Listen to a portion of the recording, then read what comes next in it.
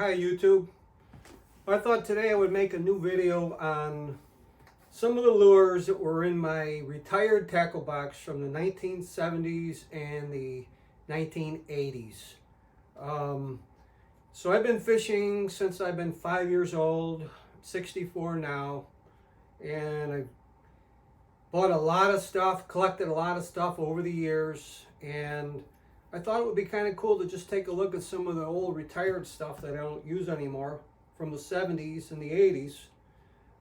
First of all, this box was an Umco box, and they were very cool, very nice boxes, mostly all aluminum. Some of them were plastic on the outside, but they were really a cool looking box, and we actually used to go fishing with these types of boxes, and it would take up half the boat. Of course, now everything is individualized. You got a box for crankbaits, another box for jigs, another box for spinners, whatever. But back then, this is what we did. Everything was in one box, and this box here had this other compartment on the bottom, which you could put bigger stuff in. But anyways, some of the lures from the 1970s and 1980s, like this one here is a topwater plug made by Burke.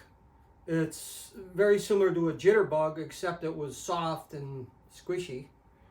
Of course, here's your original jitterbug, which is still made today. And here's a tandem spinnerbait. There might be a few of these still made. I don't know, but it was a good idea, and it probably still works. Okay. Here's one called a Brooks Jointed Reefer, which is a pretty cool name, but I don't think that's made anymore. Maybe it is. I don't know. And let's see here. Here's an Arbogast Mud Bug, which is probably would still work. Nice looking color. Okay, here's something called a gadabout, and I believe this was named after the first TV fisherman ever, Gadabout Gaddis. You old timers will remember him.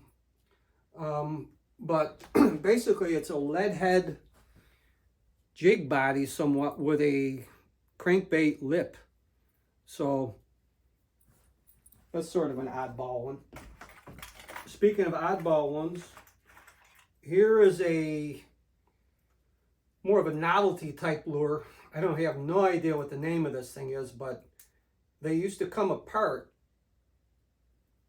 and you would put in a, this one does here, you would put in a Alka-Seltzer that had bubbles, and then the bubbles supposedly would make this thing go along, but you know, I don't think I ever used it, but just sort of a cool novelty lure. And let's see, what else here? We got a red eye wiggler. This one here is a blue, kind of a weird looking blue one, but it is an official red eye wiggler, which was a super popular spoon in the day. This is a red eye junior, actually. And let's see. Here's a spinner that was made by Daredevil. It had this bent shaft on it, I think, to prevent line twist. But I don't know if Daredevil is still making spinners or not, but they did back in the day. And here's an old-time favorite, the South Bend Super Duper.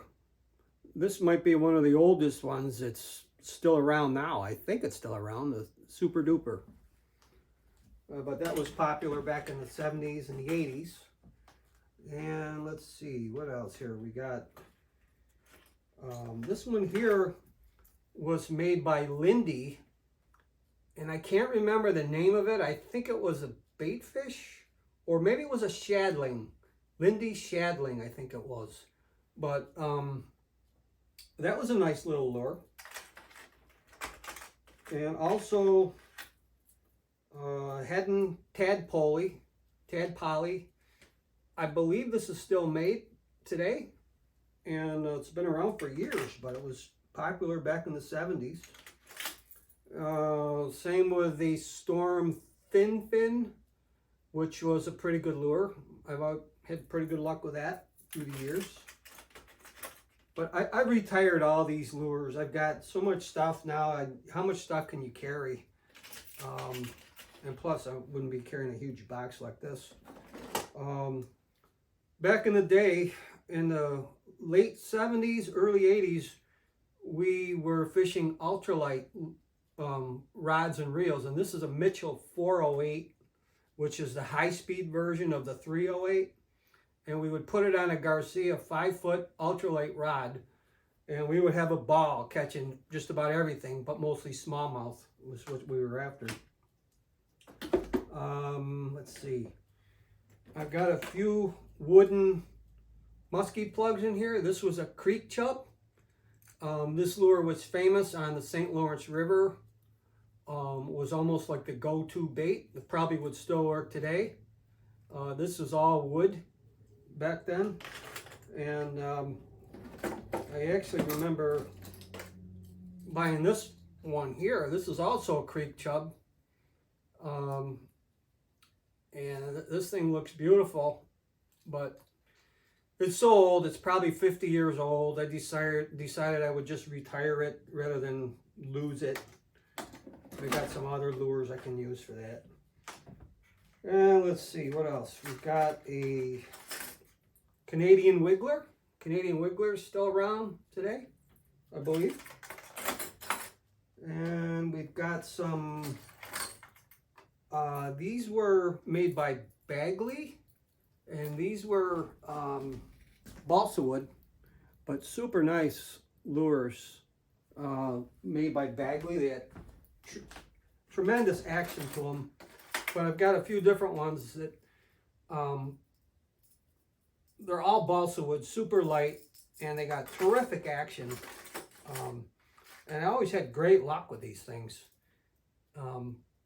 I still have a few of them in my box that I use now. Here's an Heddon's version of the Big O. This was a big head, it was called. And back in the day, the Big O was came on the scene, and it was super popular bait. It was a bait that everybody had to have. I'm not sure the brand on this one, but that's another Big O type lure. This lure here, minus the hooks, was made by Zebco, and it was called the Doll Top Secret. And let's see, what else do we got here? We've got this lure here was made by Lindy, and it had this replaceable lip here that you could replace, and that was actually a really nice bait. That was a really nice bait back in, I think, in the 80s. And then you've got the Hellbenders, like this one here. Those are like a bomber, and I'm not sure if they make these or not, but I guess they still work. This was a coffin build crankbait called a Pose. It was a wooden bait. That was from the 80s, I believe. I think Rick Clunn might have had something to do with that. And this one was another Bagley's.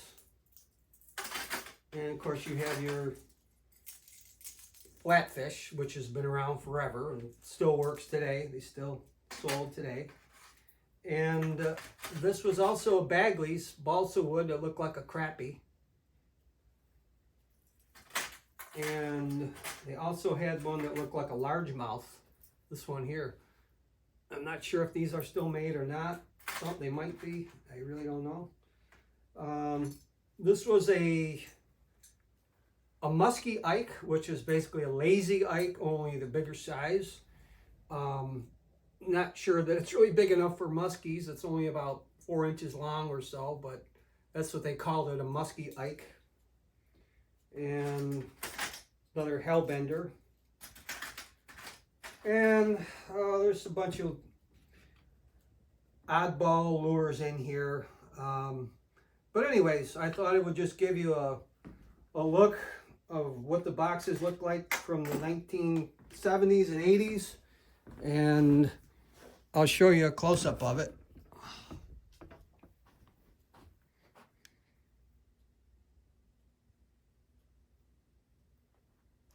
And it also had this compartment on the bottom here that came apart, and you could put bigger items in there. So anyways, that is my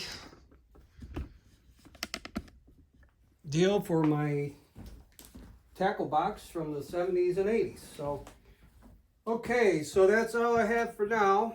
I may try this again with another box that I have from the 60s, and hope you enjoyed the show. And if you have any questions or comments, leave them in the comment section below.